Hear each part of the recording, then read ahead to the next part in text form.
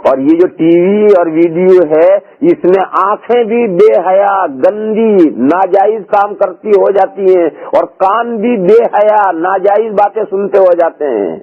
گانے وہ جن کو حدیث شریف میں شیطان کا منتر کہا گیا ہے. کسی پہ منتر پڑھتے ہیں 2 لفظ بول کر پھو کرتے ہیں تو تھوڑی دیر میں اس کی حالت بدل جاتی ہے. تو حدیث شریف میں یہ کہا گیا کہ یہ جو گانا ہے یہ شیطان کا منتر ہے. تو جس شیطان نے منتر پڑھ کر ہم پر پھونک دیا اب ہم کہاں قابو میں رہیں گے؟ بے قابو ہو ہی جانا ہے اور سارا معاشرہ بگڑنا ہے. پھر وہ جو باتیں دیکھی ہیں ٹی وی میں اسے زبان سے بھی بیان کرنی شروع کریں گے تو زبان بھی گندی.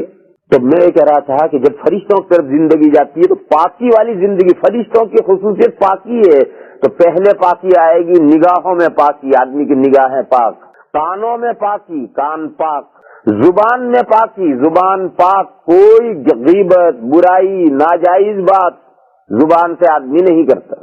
میرے بھائیوں اور میری بہنوں سنو، ساری دنیا میں یہ برائی ہے. ایسا نہیں کہ کوئی دنیا کا کوئی جگہ پاک ہے، ساری دنیا میں یہ برائی ہے. مگر یہ جو ویسٹرن ممالک ہیں، کنٹریز ہیں، ویسٹرن کنٹریز میں یہ بیماری بہت زیادہ پھیلی ہوئی ہے. وہ کیا بیماری؟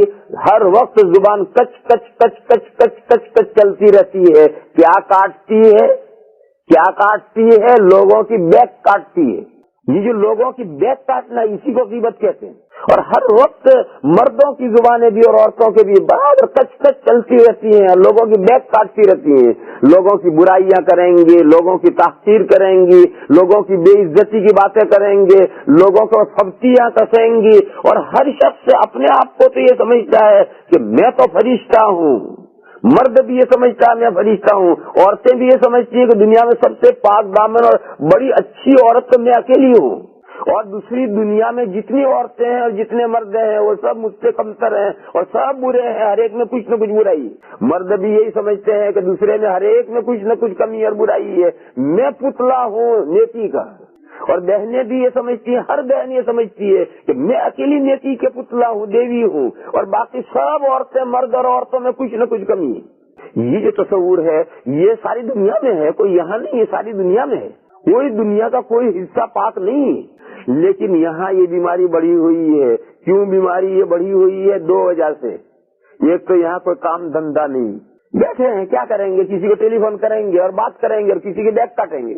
اور کوئی بہر اتفاق سے گھر آ گئی تو بیٹھے بیٹھے باتیں کریں گے. اور کریں گے کیا؟ ہمارے یہاں عورتوں کو بیچاروں کو صبح سے شام تک فرصت ہی نہیں.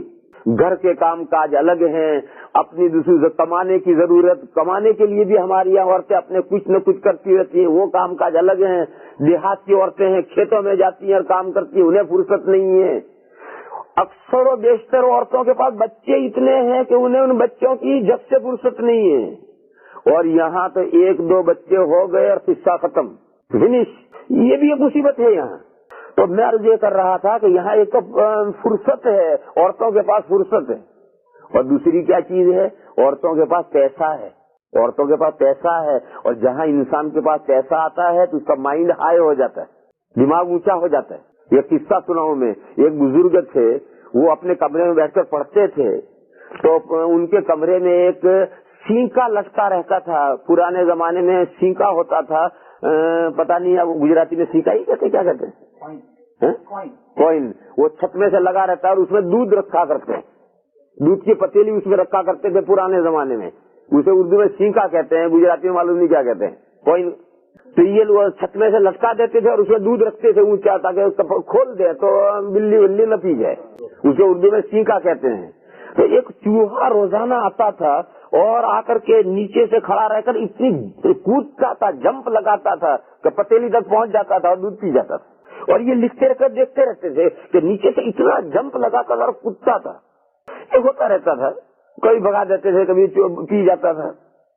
ایک دن ایسا ہوا کہ اس چوہے نے اپنے بل میں سے ایک جنی اشرفی سونے کا گولڈ کا سکہ اندر سے نکال کر کے باہر لا کر کے رکھا. وہ اس کا پیسے اس میں بھیگ گئے تھے نمی سے، تو سکھانے کے لیے باہر لا کر رکھا اس نے. کہیں سے پیسے کھینچ گیا ہوگا تو ان مولانا صاحب کے پاس یہ کتیلی پڑی تھی، انہوں نے چوہے کے اوپر اونٹی کر دی. اس کا کپل آیا جو اس کا دوسرا جوڑا تھا وہ دوسرا آیا اور وہ اس کے ارد گرد گھومتا رہا، کوئی شکل اس کے پتیلی کے ہٹانے کی نہیں ہے، تو بل میں گیا اور جا کر کے ایک اشرفی لا کر کے اس نے اس رکھی وہاں. یہ گویا اشارہ کیا کہ ایک اشرفی لے لو اور میرے کپل کو چھوڑ دو. تو انہوں نے سوچا کہ ایک تو پہلے وہ لایا ہے اور یہ دوسری یہ لایا ہے جس کے یہاں کچھ بینک ہے، تو انہوں نے چھوڑا نہیں. تو تھوڑی دیر بیٹھا انتظار کر، پھر گیا، پھر اور لایا، پھر گیا، پھر اور لایا، 9 اور لایا تھا. ایک تو وہ لایا تھا 10 تو وہ لایا تھا، ایک تو وہ لایا تھا 9 یہ لایا اور لا کر سب اشرفیاں رکھی. اب بھی انہوں نے نہیں چھوڑا تو گیا اور جا کر وہ تھیلی لایا جس میں یہ روپے تھے اور تھیلی لا کر اس کے اوپر رکھ دی. تو یہ سمجھے کہ اشارہ کر رہا ہے کہ اب بینک خالی ہو گئی. اس تھیلی میں اتنے ہی تھے اور یہ سارے لا کر میں نے پیش کر دیے ہیں. تو انہوں نے پلیٹ اٹھا دی اور دونوں چوہے کتے بھاگ گئے، خوش دونوں بھاگ گئے اور انہوں نے 10 روپے لے کر رکھ دی. خیر یہ قصہ تو ہو گیا، لیکن اس کے بعد اگلے دنوں میں جب بھی وہ چوہے آتے تھے بتیری چھلانگے لگاتے تھے، کودتے تھے مگر سیکے تک نہیں پہنچ سکتے. پہلے سیکے تک کود کر پہنچ جاتے تھے اور دودھ پی جاتے تھے، اب کودتے ہیں تو وہاں تک نہیں پہنچتے. کیوں؟ وہ پہلے بیلنس تھا ان کے پاس، اس لیے اس کی گرمی تھی اور پاور تھا. اس کی گرمی اور پاور سے اتنی جست لگاتے تھے کہ سیکے پر پہنچتے تھے. اور جب وہ ان کے پیسے خرچ ہو گئے اب سگنل ڈاؤن. اب بتیری کچھ کوشش کرتے ہیں، جمپ لگاتے ہیں، کودتے ہیں مگر سیکے تک نہیں پہنچتے. تو آپ تجربہ کر کے دیکھو، ایک آدمی کے جیب میں پیسے نہیں، ایک عورت کے جیب میں پیسے نہیں ہیں، وہ دوسرے کے ساتھ نرمی سے بات کرے گا. وہ دوسرے کے ساتھ، وہ آدمی بھی دوسرے کے ساتھ نرمی سے بات کرے گا، وہ عورت بھی دوسرے کے ساتھ نرمی سے بات کرے گی، حتیٰ کہ اپنے ہسبینڈ سے بھی نرمی سے بات کرے گی، حتیٰ کہ اپنے باپ سے بھی نرمی سے بات کرے گی، حتیٰ کہ اپنی ماں سے بھی نرمی سے بات کرے گی. اور مرد کے جیب میں پیسے آ گئے، عورت کے جیب میں پیسے آ گئے. اب یہ مرد کسی سے آنکھیں چرانے والا نہیں ہے، اب کسی سے نرم بات کرنے والا نہیں ہے. اب کوئی ہو، مسجد کے امام صاحب ہو انہیں بھی ڈانٹے گا، مدرسے کے مدرس ہو، استاد ہو انہیں بھی ڈانٹے گا، کمیٹی کا چیئرمین ہو اسے بھی ڈانٹے گا، کمیٹی کا ممبر ہو اسے بھی ڈانٹے گا. کیوں کہ اس کو فخر ہے، تیرے پاس 4 پیسے ہیں تو میرے پاس 5 پیسے ہیں. اور عورتوں کا حال یہ ہے کہ ان کے پاس اگر 5-4 پیسے آ گئے اب وہ سب کو آنکھیں دکھائیں گی، اپنے ہسبینڈ کو بھی آنکھیں دکھائیں گی. اب ان کا ہسبینڈ نے کچھ نہیں کہہ سکتا، کیوں؟ انہیں پاس بھی پیسے ہیں. اپنے وہ باپ کو بھی، باپ کی بھی نہیں سنیں گی، باپ کو بھی جواب ترکی بترکی دیں گی. اور ماں کی بیچاری کی تو گت بنا دیں گی، وہ عورتیں اپنی ماں کی تو گت بنا دیں گی اور باپ کی نہیں سنیں گی، شوہر کی نہیں سنیں گی. کیوں؟ ان کے جیب میں پیسہ آ گیا.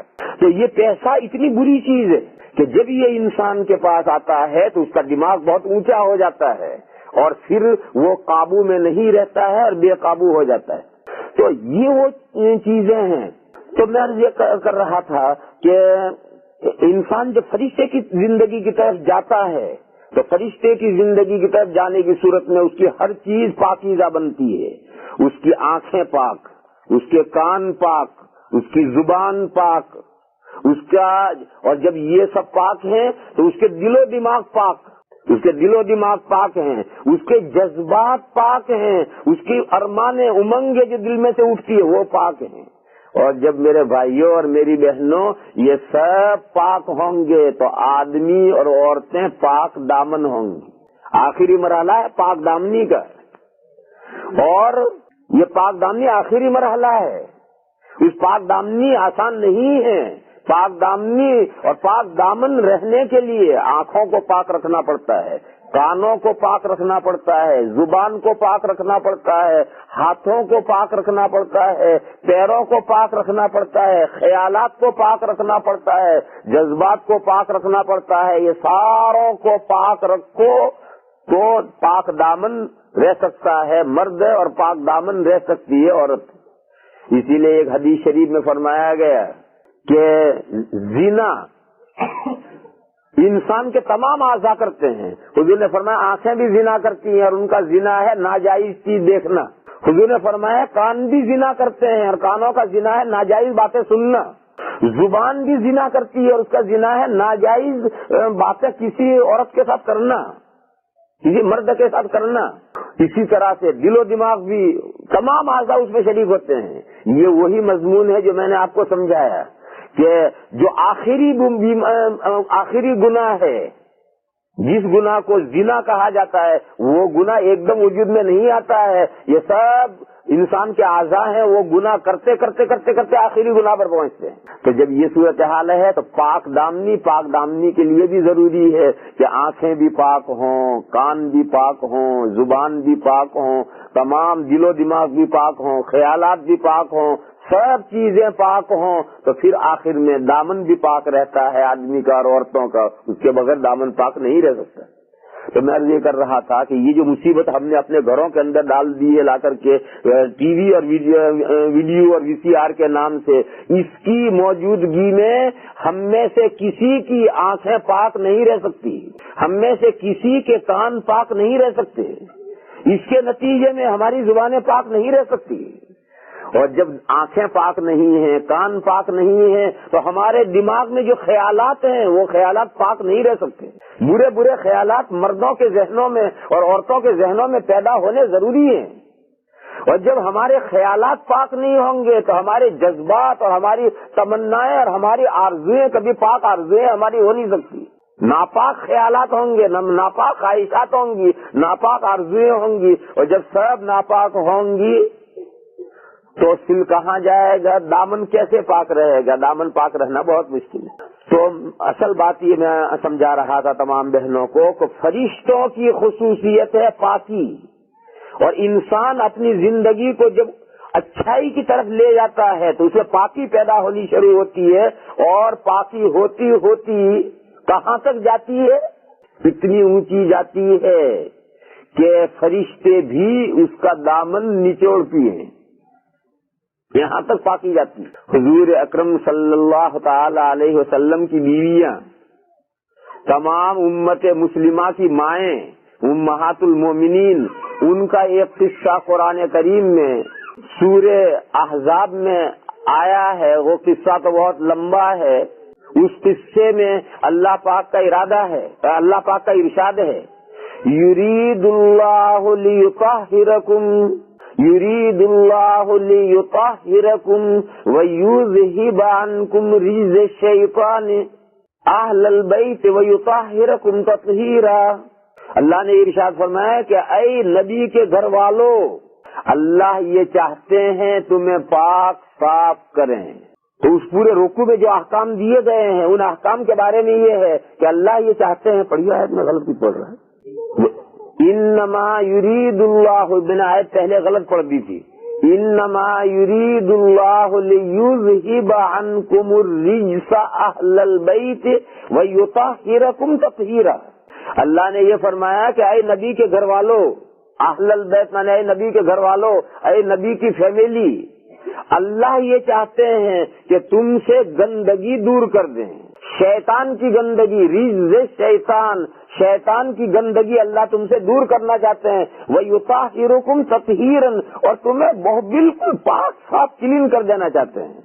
اس لیے اس پورے رکوع میں جو احکام اللہ نے دیے ہیں حضور کی بیویوں کو، اللہ نے فرمایا کہ یہ احکام تمہیں اس لیے دیے جا رہے ہیں کہ اللہ تعالیٰ تمہیں پاک صاف کرنا چاہتے ہیں اور تم سے شیطان کی گندگی دور کرنا چاہتے ہیں. انہی احکام میں سے میری بہنوں یہ بھی حکم ہے، اقیمن الصلاۃ، نماز کا اہتمام کرو، آتین الزکاۃ، زکاتیں ادا کرو، وقرن فی بیوتکن، اور اپنے گھروں میں ٹھہری رہو. یہ اسی رکوع میں جو حضور کی بیویوں کو احکام دیے گئے ہیں وہ احکام میں سے میں گنا رہا ہوں. بہت احکام ہیں. نمازوں کا اہتمام کرو، زکاتیں ادا کرو، وقرن فی بیوتکن، اور اپنے گھروں میں ٹھہری رہو، ولا تبرجن تبرج الجاہلیت الاولی، اور زمانے جاہلیت میں عورتیں جس طرح سے بے پردہ گھما پھرا کرتی تھی اور بن سنور کر کے ٹھاٹ کے ساتھ اپنے آپ کو بنا سنوار کر کے بے پردہ حسن کی نمائش کرتی ہوئی، جس طرح زمانے جاہلیت میں اسلام سے پہلے عورتیں گھما پھرا کرتی تھی، اس طرح سے مت پھرو گھمو. یعنی اگر ضرورت پڑے باہر نکلنے کی تو ضرور نکلو. اگر عورتوں کو گھر سے باہر نکلنے کی ضرورت پڑے ضرور نکلو. اللہ نے ایسا نہیں کیا کہ عورتیں گھر سے نکلے ہی نہیں، ضرور نکلو. مگر زمانے جاہلیت میں جس طرح سے حسن کی نمائش کرنے کے لیے بے پردہ بن سنور کر کے ٹھاٹ کے ساتھ گھما کرتی تھی، اس طرح سے مت نکلو، اس طرح سے مت گھومو. یہ وہ سب احکام دیے ہیں. اور فرمایا کہ یہ سب احکام تمہیں ہمیں اسے دیے ہیں کہ ہم شیطان کی گندگی تم سے دور کرنا چاہتے ہیں اور تمہیں خوب پاک صاف کرنا چاہتے ہیں۔ تو بھائیوں اور بہنوں، انسان کی زندگی جب پاکی کی طرف بڑھتی ہے تو اعلیٰ درجے کا انسان پاک انسان ہو کر کے رہ جاتا ہے، فرشتوں سے بھی اس کا مقام گزر جاتا ہے، آگے بڑھ جاتا ہے۔ جنت میں فرشتے بھی چاروں طرف سے آ کر کے بار بار جنتیوں کو سلام کریں گے، جیسے خادم آ کر سلام کرتے ہیں اس طرح سے فرشتے آ کر سلام کریں گے۔ کیوں؟ ان جنتیوں کا مقام فرشتوں سے آگے گزر گیا ہے۔ مگر فرشتوں سے آگے گزرنے کے لیے میری بہنوں اور میرے بھائیوں بہت کچھ کرنا پڑتا ہے، کٹھنائیوں سے گزرنا پڑتا ہے، سختیوں کو جھیلنا پڑتا ہے، اپنی منیچھاؤں کو، اپنے دل کی ارمانوں کو اور آرزوؤں کو دبانا پڑتا ہے، اللہ کے احکام کو سامنے لانا پڑتا ہے۔ اللہ کے احکام بہت ہیں میرے بہنوں، اللہ کے احکام بہت ہیں، ایک ہی مجلس میں سارے احکام نہیں بتائے جا سکتے۔ اللہ نے اپنے پیغمبر کی بیویوں کو اس رکوع میں جو احکام بتائے ہیں خصوصیت سے، وہ 3 احکام بتائے ہیں۔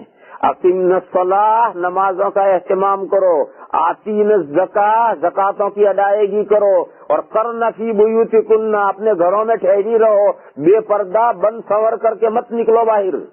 یہ 3 حکم ان آیتوں میں اللہ نے اپنے نبی کی بیویوں کو خاص طور پر دیے ہیں۔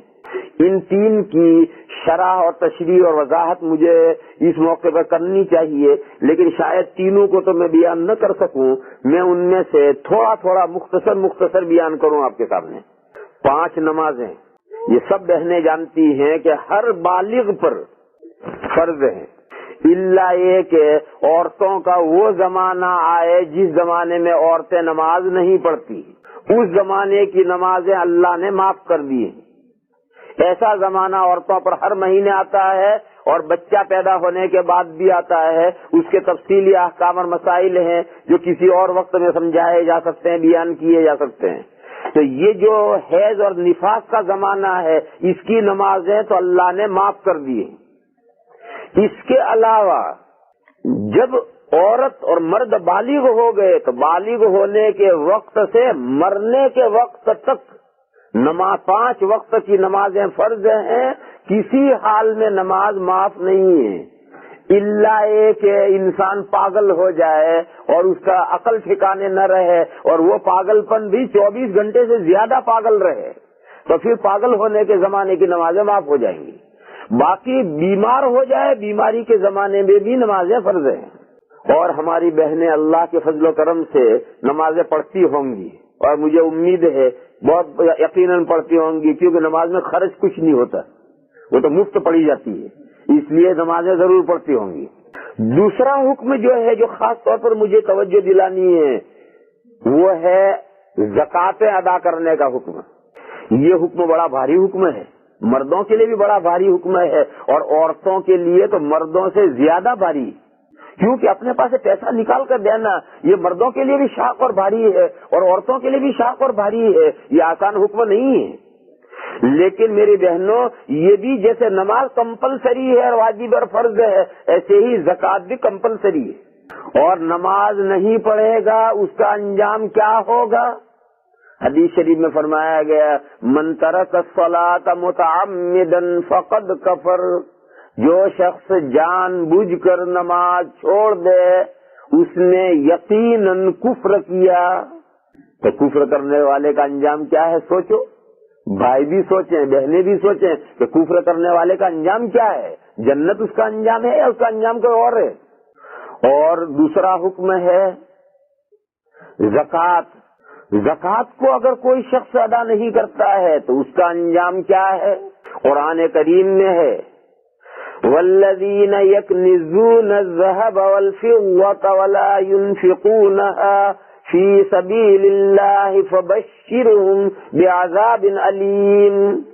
وہ لوگ جو سونا اور چاندی اور کرنسی اور مال اس کا ذخیرہ کرتے ہیں اور اس میں سے اللہ کے راستے میں خرچ نہیں کرتے ہیں، اللہ کا حق ادا نہیں کرتے ہیں، زکوٰۃ نہیں دیتے ہیں، حضور سے کہا انہیں خوشخبری سنا دو دردناک عذاب کی، کہ انہیں آخرت میں دردناک عذاب ہونے والا ہے۔ ایک حدیث شریف ہے، حضور اکرم صلی اللہ تعالی علیہ وسلم کے گھر میں ایک خاتون اسلام، ایک مسلمان بہن آئی حضور کے گھر میں علم حاصل کرنے کے لیے، اور حضور کی بیویوں کے پاس آ کر علم حاصل کرنے کے لیے مومن عورتیں آتی ہی رہتی تھی، ہر وقت عورتیں حضور کے گھر میں آتی تھی اور حضور کے گھر میں آ کر کے علم دین سیکھتی تھی. اور اسی وجہ سے حضور اکرم صلی اللہ تعالی علیہ وسلم نے بہت سارے نکاح فرمائے ہیں.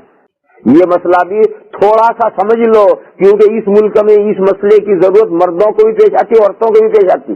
حضور کی عمر مبارک جب 25 سال کی تھی تو حضور کا پہلا نکاح ہوا ہے، اور حضور کا پہلا نکاح ہوا ہے حضرت خدیجۃ الکبریٰ رضی اللہ تعالی عنہا سے. اس وقت حضرت خدیجۃ الکبریٰ کی عمر 40 سال کی تھی، حضور 25 سال کے تھے اور حضرت خدیجۃ الکبریٰ 40 سال کی تھی. یہ حضور کا پہلا نکاح ہوا ہے. اور جب تک حضرت خدیجۃ الکبریٰ زندہ رہی حضور نے کوئی دوسرا نکاح نہیں فرمایا، بلکہ سوچا بھی نہیں. اور حضور کی ساری اولاد حضرت خدیجۃ الکبریٰ سے ہوئی، چاروں بیٹیاں، چاروں صاحبزادیاں حضرت خدیجۃ الکبریٰ سے ہوئی ہیں. ایک صاحبزادے حضرت ابراہیم کے علاوہ باقی تمام صاحبزادے حضرت خدیجۃ الکبریٰ سے پیدا ہوئے ہیں. پھر جب حضرت خدیجۃ الکبریٰ کا انتقال ہو گیا تو بچے چھوٹے چھوٹے تھے، سب بچے، لڑکے تو چھوٹے چھوٹے انتقال کر گئے تھے، لیکن لڑکیاں سب چھوٹی چھوٹی تھی. اور اب حضور کو نبوت بھی مل چکی ہے. 25 سال کی عمر میں شادی ہوئی، 40 سال کی عمر میں نبوت مل گئی. نبوت حضور کو مل چکی ہے اور نبوت کے کام شروع ہو گئے ہیں. اور اہلیہ صاحبہ کا انتقال ہو گیا، حضرت خدیجۃ الکبریٰ کا انتقال ہو گیا، بچے چھوٹے چھوٹے ہیں. تو خاندان کے لوگوں نے مشورہ دیا کہ یا رسول اللہ شادی کر لیجئے دوسری، کیونکہ ان بچوں کو کون سنبھالے گا، آپ کو تو نبوت کے کام کے لیے صبح سے شام تک فرصت ہی نہیں. تو حضور اکرم صلی اللہ تعالی علیہ وسلم کی شادی ہوئی حضرت عائشہ صدیقہ رضی اللہ تعالی عنہ سے. اور یہ حضرت عائشہ صدیقہ سے جو شادی ہوئی ہے وہ اللہ کی طرف سے طے ہو کر ہوئی ہے. حضور کو خواب دکھایا گیا ہے، بلکہ حضور کو خواب میں حضرت عائشہ کا فوٹو دکھایا گیا ہے. یہ پورا حدیث شریف ہے. تو حضور کو یہ خواب آیا اور ایک ریشمین کپڑا حضور کے پاس لا کر رکھا گیا اور حضور سے یہ کہا گیا کہ یا رسول اللہ یہ کپڑا آپ کھولیے. تو حضور نے وہ کپڑا کھولا تو اندر حضرت عائشہ تھی اور خواب ختم ہو. اچھا، وہ اندر حضرت عائشہ تھی اور حضور سے یہ کہا گیا کہ یا رسول اللہ یہ آپ کی بیوی ہے، اور خواب ختم ہو گئے. اب حضور کی آنکھ کھل گئی. اب حضور سوچتے ہیں کہ حضرت عائشہ تو حضرت ابو بکر کی بیٹی ہے، حضور کی گویا بھتیجی ہیں، حضور کا کثرت سے آنا جانا حضرت ابو بکر کے یہاں ہے، روز یہ بچی حضور کے سامنے ہے. اتنی چھوٹی سی 9 عمر بچی، 9-10 سال کی بچی، اس سے شادی کا کوئی مطلب سمجھ میں نہیں آتا تھا. اور ایسی بچی سے شادی کریں گے تو گھر کا مسئلہ کیسے حل ہوگا. لیکن یہ خواب اللہ کی طرف سے دکھائے گئے اور اس کا سلسلہ ہوا، اور سلسلہ ہو کر کے حضرت ابو بکر نے سلسلہ پیش کیا اور حضور کی شادی حضرت عائشہ سے ہو گئی. لیکن حضرت عائشہ ابھی چھوٹی تھی اور حضرت عائشہ رخصت ہو کر حضور کے یہاں نہیں آ سکتی تھی. تو گھر کا مسئلہ پرابلم تو کھڑا کا کھڑا رہ گیا بچوں کا. تو خاندان کے لوگوں نے پھر مشورہ دیا کہ حضرت عائشہ سے جو آپ کی شادی ہوئی وہ تو جب بڑی ہو جائیں گی، بالغ ہو جائیں گی، تب آپ کے گھر میں آئیں گی. لیکن ابھی جو فوری طور پر بچوں کا مسئلہ ہے تو آپ دوسری شادی کیجئے کسی بڑی عورت سے جو گھر میں آ کر کے گھر کو سنبھالے. تو حضور نے حضرت سودا بنت زمع رضی اللہ تعالی عنہا سے شادی کی، جو پہلے 2 جگہ سے بیوہ ہو چکی تھی. اتنی بڑی عمر کی تھی کہ اس سے پہلے 2 شوہروں سے بیوہ ہو چکی تھی. ایک شادی ہوئی تھی، وہ شوہر کا انتقال ہو گیا تھا. پھر دوسری شادی ہوئی تھی، وہ شوہر کا انتقال ہو گیا تھا. اور حضور کے خاندان ہی کی عورت تھی اور وہ بیوہ تھی، بیٹھی ہوئی تھی. تو حضور نے ان سے شادی کی اور انہوں نے حضور کے گھر میں آ کر کے بچوں کو سنبھالا. تو حضرت خدیجہ کے بعد نکاح تو 2 ہو گئے، لیکن وہ تو کہنے کو 2 ہیں. حضور کے گھر میں تو ایک ہی بیوی آئی. اور حضرت عائشہ تو بالغ ہونے کے بعد، بڑی ہونے کے بعد، ہجرت کے بعد، مدینہ میں جانے کے بعد 2 ہجری میں حضور کے گھر میں آئی. یہاں بات روک کر کے بہنیں ایک بات اور سمجھیں، وہ یہ ہے کہ اسلام کے جو احکام ہیں اس میں سے جو عقیدے 3 ہیں، توحید، رسالت اور آخرت کے عقیدے، مکہ میں جو قرآن کریم اور سورتیں نازل ہوئی تھی اس میں یہ بنیادی عقیدے تھے، احکام زیادہ نہیں نازل ہوئے تھے. اور یہ جتنے احکام ہیں یہ مدینہ میں آنے کے بعد نازل ہوئے ہیں. پوری شریعت کے تمام احکام مدنی دور میں نازل ہوئے ہیں. مکی دور میں تو عقیدوں کی تعلیم دی گئی تھی. دوسری بات آپ یہ بھی سمجھ لیں کہ مرد مردوں کو بھی تعلیم دے سکتا ہے، عورتوں کو بھی تعلیم دے سکتا ہے. میں دیکھو مردوں کو بھی تقریر کرتا ہوں، آج آپ بہنیں بیٹھی ہوئی آپ کے سامنے بھی تقریر کرتا ہوں، لیکن مرد میرے سامنے ہوتے ہیں، جتنا میں انہیں مسئلہ سمجھا سکتا ہوں ان کو سامنے ہونے کی وجہ سے اتنا اپنی بہنوں کو نہیں سمجھا سکتا، کیونکہ میری بہنیں پردے کے پیچھے بیٹھی ہوئی ہیں، ان کو میں مسئلہ نہیں سمجھا سکتا. بہنوں کو صحیح تعلیم کون دے گا؟ کوئی بہن ہی پڑھی لکھی بہنوں کے بیچ میں ہو، کوئی بہن ہی پڑھی لکھی بہنوں کے بیچ میں ہو اور وہ مجھ سے مسئلہ سمجھے اور وہ آگے بہنوں کو سمجھائے. یہی طریقہ اور کوئی طریقہ نہیں. اس لیے مدینہ شریف میں جانے کے بعد میں جو آخر کے 7 سال ہیں، حضور کی زندگی کے آخر کے 7 سال، دیکھو حضور کی وفات ہوئی ہے 63 سال میں، 63 ایئرز میں، تو آخری 7 سال کا مطلب کتنے ہوئے؟ 56 سے لے کر کے 63. یہ جو حضور کی عمر مبارک کے سال ہیں، اس عمر مبارک میں حضور نے 8 نکاح فرمائے ہیں اور یوں 9 نکاح حضور کے ہو گئے. یہ آخری جو 6 سال ہیں، 7 سال ہے، ان آخری 7 سالوں میں اتنے نکاح کیوں کیے ہیں؟ امت بڑھ رہی ہے، امت کے مرد بھی ہیں، امت میں عورتیں بھی ہیں. امت میں جو مرد ہیں ان کو تو حضور خود دین سکھائیں گے، وہ جو امت میں مرد ہیں وہ تو حضور سے براہ راست سیکھیں گے. اور امت کی عورتیں ہیں انہیں کون سکھائے گا؟ امت کی جو عورتیں ہیں انہیں کون سکھائے گا؟ 3 شکلیں ہیں. ایک تو یہ کہ حضور سکھائیں، حضور نہیں سکھا سکتے اس لیے کہ حضور سے پردہ واجب تھا. مسلمان عورتوں کا بھی حضور سے پردہ واجب تھا. اور یہ جو بہت سی جاہل بہنیں یہ سمجھتی ہیں کہ پیر سے کیا پردہ، کوئی عورت کسی پیر سے مرید ہو تو وہ عورتیں اپنے پیر کا پردہ نہیں کرتی. یہ جہالت ہے اور یہ بے خبری ہے. وہ عورتیں کہتے پیر سے کیا پردہ، نبی سے بڑا کون پیر ہو سکتا ہے؟ مگر مسلمان عورتوں کے لیے حضور سے پردہ واجب تھا. تو اب حضور تو بے پردہ تو عورتوں کو مسائل سمجھا نہیں سکتے، پردہ واجب ہے.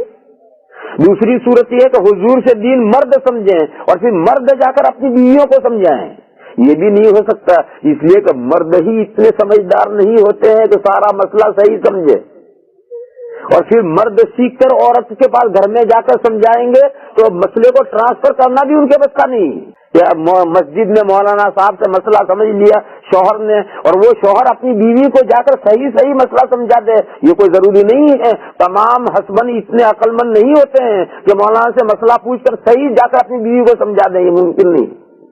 اس کا ایک ہی طریقہ ہے کہ عورتوں ہی میں ایسی پڑھی لکھی سمجھدار عورتیں ہوں جو دین سیکھیں مردوں سے، اور مردوں سے دین سیکھ کر کے پھر وہ عورتوں کے اندر دین پھیلائیں. دیکھو یہی عورتیں تھیں حضور کی وہ بیویاں جو حضور نے آخری 7 سالوں میں نکاح کیے. آدمی کو زندگی کے آخری زمانے میں کوئی عورتوں کی ضرورت نہیں رہتی. زمانہ جوانی کا ہے جو عورتوں کی ضرورت ہوتی ہے، آخر بڑھاپے میں عورتوں کی کوئی خاص ضرورت نہیں ہوتی ہے. مگر حضور نے یہ نکاح کیے ہیں اس لیے تاکہ یہ سمجھدار عورتیں حضور کے گھر میں آئیں اور حضور سے دین سیکھیں. اب یہ عورتوں نے، حضور کی بیویوں نے حضور سے دین سیکھا. اب مدینہ کی تمام عورتیں حضور کے گھر میں آتی تھی اور حضور کی بیویوں سے دین سیکھتی. یوں دین عورتوں کا دین عورتوں کے اندر عورتوں کے ذریعے سے پہنچایا گیا. اور دیکھو یہ مسئلہ بھی سمجھ لو، حضرت عائشہ سے نابالغ ہونے کے زمانے میں شادی اللہ کی طرف سے خواب دکھا کر کروائی گئی تھی. ان کی ضرورت کب پڑی؟ مدینہ میں آنے کے بعد سن 2 ہجری میں وہ بالغ ہو کر حضور کے گھر میں آئی. یہی وہ زمانہ ہے جب احکام نازل ہونے شروع ہوئے. احکام نازل ہونے شروع ہوئے تب وہ بالغ ہو کر حضور کے گھر میں آئی ہیں. اور حضور کی بیویوں میں سب سے زیادہ سمجھدار اور عقل مند حضرت عائشہ ہیں. اور اتنا دین انہوں نے سیکھ لیا تھا کہ ایک مرتبہ حضور نے مردوں میں یہ اعلان کیا ہے کہ خذو نصف دینکم من حمیرہ، تم اپنا آدھا دن عائشہ سے سیکھو. مردوں کو یہ اعلان کیا ہے کہ اے مردوں تم آدھا دن اپنا عورتوں سے عائشہ سے سیکھو. آدھا دن کون سا ہے؟ عورتوں والا دن. آدھا دن تو مردوں والا ہے، تو مردوں نے حاصل کیا ہے. اور ایک آدھا دن جو عورتوں سے تعلق رکھنے والا ہے، وہ سارا آدھا دن جو عورتوں سے تعلق رکھنے والا ہے وہ عائشہ رضی اللہ تعالی عنہا کو محفوظ ہے. دوسری حضور کی بیویاں ان میں سے سارا کسی کو محفوظ نہیں، ہر ایک کو تھوڑا تھوڑا تھوڑا تھوڑا محفوظ ہے. لیکن عورتوں کے حصے والا آدھا دن سارا حضرت عائشہ کو محفوظ تھا. اس لیے قدرتی انتظامات ایسے ہیں، کہ وہ شادی ہوئی اور بالغ ہو کر کے حضور کے گھر میں قدم کب رکھا؟ جب احکام کا نزول شروع ہو. تو میں یہ مسئلہ سمجھایا، یہ مسئلہ مردوں کو بھی سمجھ لینا چاہیے، عورتوں کو بھی سمجھ لینا چاہیے کہ حضور کے گھر میں یہ ساری بیویاں آخر زمانے میں جو آئی ہیں اور حضور نے نکاح کیے ہیں، اس کا جو مین ریزن اور کوز ہے وہ ہے حضور کی بیویوں کے ذریعے سے مسلمان عورتوں میں دین کی تعلیم پھیلانا، کیونکہ احکام نئے نئے آ رہے ہیں، بچپن سے احکام سیکھے ہوئے نہیں ہیں، لہذا وہ نئے نئے احکام حضور جو احکام نازل ہوں گے وہ اپنی بیویوں کو سکھا دیں گے، اور حضور کی بیویاں مسلمان عورتوں کو سکھائیں گی. یوں مسلمان عورتوں تک وہ دین کا آدھا حصہ منتقل ہوگا. غرض میں یہ کہہ رہا تھا کہ حضور کے گھر میں عورتیں برابر آتی رہتی تھی، آ رہی ہیں جا رہی ہیں، آ رہی ہیں جا رہی ہیں، آ رہی ہیں جا رہی ہیں. کوئی نماز سیکھ رہی ہے، کوئی زکوٰۃ کے مسئلے پوچھ رہی ہے، کوئی روزے کے مسئلے پوچھ رہی ہے، سارے دین کے اپنے مسئلے وہ پوچھ رہی ہیں، سمجھا رہے ہیں.